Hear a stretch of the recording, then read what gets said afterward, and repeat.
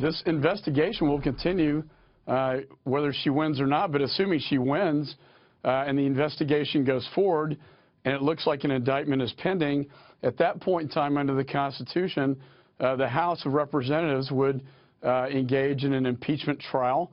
It would go to the Senate, and impeachment proceedings and removal would take place. That was Homeland Security Chair Mike McCall on Fox News earlier today, basically predicting and explaining what could happen. It's just a speculation. If Hillary Clinton does, in fact, eventually, we don't even know if it's going to happen, gets indicted by a grand jury over a private email server, that's way down the road, may not even happen.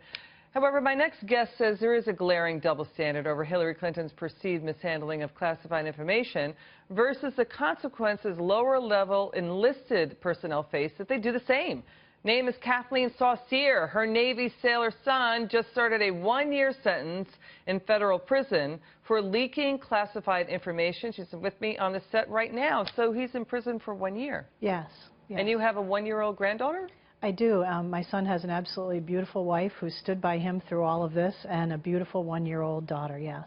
So he was taking selfies on a nuclear sub, and it caught images behind, and he had it on his phone, right? Is that what happened? So the ones that they brought into the case, he was not in the photo. So it was just pictures of, like, there was an area where there was a treadmill, but these were all in the engine room, which were considered at that time classified. I think it's important to also acknowledge, I know we've talked about it before, but maybe for people that haven't heard the show before, that this happened in 2009 when there was no cell phone ban on submarines. And at that time, many of the young men were taking photos and were reprimanded in ways such as a reduction in rank, a $560 fine. Unfortunately, my son's cell phone went outside of the military area and was brought to the attention of the FBI when they became involved. And so it became a federal civilian case. And so he is presently serving 1 year in federal prison for that. So it's images on a phone versus the handling of, or perceived mishandling of classified information by Hillary Clinton and her subordinates. How do you explain, what do you think of the double standard? Well, the double standard is this. So both of them are mishandling classified information. If you read the statutes based on that, of the law. So having classified information on an unsecured device. My son had photos, Hillary Clinton had emails, okay? There's no intent required for mishandling classified information. Where it changes is that my son never transmitted. There's no evidence whatsoever, and the judge clearly stated that during his sentencing hearing, that my son ever transmitted any of those photos, whereas an email is transmitted over and over.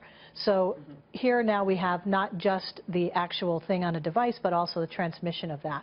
And what concerns me is the double standard is that she's not held to the same standard as every other average American patriot.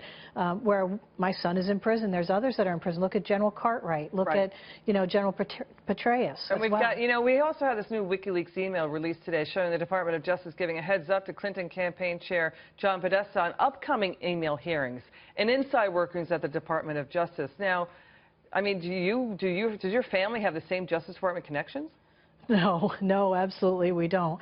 I mean, I think that's how many average Americans have those connections. And the reality of it is that that shouldn't matter, whether we have connections or not. There's laws in place in our country, and they should be followed by everyone. We should all be held to the same standard. Now, do you think this is why Hillary's trustworthiness is dropping dramatically? We're seeing that Donald Trump is in the lead with 46% in terms of being more honest than Hillary Clinton. And do you think this is maybe voters are catching on to stories like yours? Well, I hope so. I'm hoping that the American public are recognizing the fact that this is blatantly out there. You can't hide this. I mean, maybe one or two things happening and then could say, well, maybe it's a publicity thing or, a political thing.